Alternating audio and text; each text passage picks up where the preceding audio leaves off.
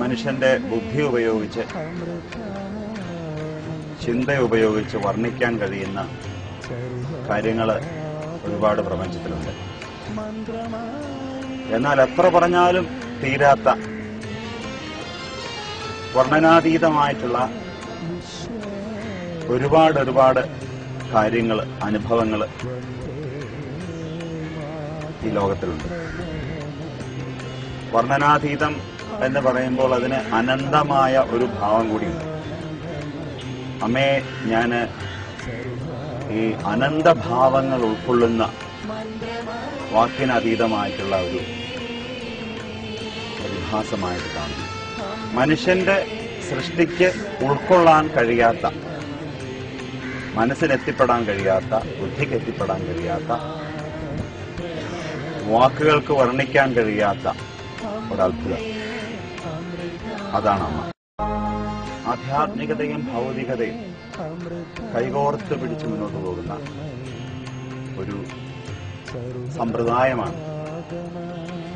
പ്രത്യേകതരം സങ്കല്പമാണ് അമ്മ നൽകിയിട്ടുള്ളത്. അതുകൊണ്ട് തന്നെയാണ് അത്തരത്തിൽ ആന്തരികമായിട്ടുള്ള സൃഷ്ടി മാറ്റം മനുഷ്യ മനസ്സിൽ വരുത്തുകയും അതിൽ നിന്നുണ്ടാകുന്ന ശക്തി സമൂഹത്തിന്റെ നന്മയ്ക്കായിട്ട് വിനിയോഗിക്കുകയും ചെയ്യുന്നതിന്റെ ഫലമായാണ് ഇന്ന് നമ്മൾ കാണുന്ന വലിയ ഒരു സേവന പരമ്പരയ്ക്ക്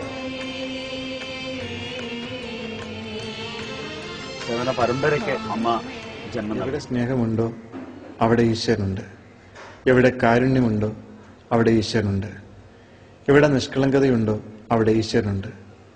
എവിടെ പരിപൂർണതയുണ്ടോ അവിടെ ഈശ്വരനുണ്ട്. ഈശ്വരന്റെ ഈ അനന്തമായ ഗുണങ്ങൾ നമുക്ക് അമ്മയിൽ വളരെ വ്യക്തമായി കാണുവാൻ സാധിക്കുന്നു. അതുകൊണ്ടാണ് ലോകത്തിന്റെ സകല ഭാഗങ്ങളിൽ നിന്നും ജനങ്ങൾ അമ്മയുടെ സന്നിധിയിലേക്ക് പ്രവഹിക്കുന്നത്. മരണത്തിന് ശേഷം കിട്ടാൻ പോകുന്ന ഒരു സ്വർഗത്തിന് വേണ്ടിയായിരുന്നില്ല ഭാരതീയന്റെ ഈശ്വര വിശ്വാസം. ഈ ശരീരത്തിൽ ഇരിക്കുമ്പോൾ തന്നെ ഈശ്വര സാക്ഷാത്കാരം നേടാൻ സാധിക്കുമെന്ന് മഹാത്മാക്കൾ നൂറ്റാണ്ടുകൾക്ക് മുമ്പ് ലോകത്തോട് പ്രഖ്യാപിച്ചിരുന്നു.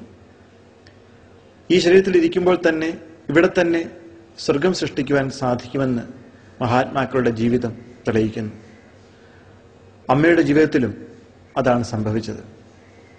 ദരിദ്രരായ ആളുകൾ തിങ്ങിപ്പാർക്കുന്ന ഒരു കടലോര ഗ്രാമത്തിലാണ് അമ്മ ജനിച്ചത്.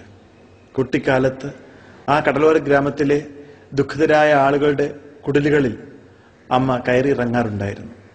ജീവിതത്തിന്റെ ദുഃഖങ്ങൾ അമ്മ നേരിൽ കണ്ടു. എങ്ങനെ ഇവരെ ദുഃഖത്തിൽ നിന്നും മോചിപ്പിക്കാം എന്ന് അമ്മ ഏകാന്തതയിൽ ആലോചിച്ചു. ആ കടൽ തീരത്ത് അമ്മ കൊടും തപസ് അനുഷ്ഠിച്ചു. പ്രപഞ്ച രഹസ്യങ്ങൾ അനാവരണം ചെയ്തു. ലോകത്തെ ദുഃഖത്തിൽ നിന്ന് മോചിപ്പിക്കുവാനുള്ള രഹസ്യങ്ങൾ അമ്മ കണ്ടെത്തി.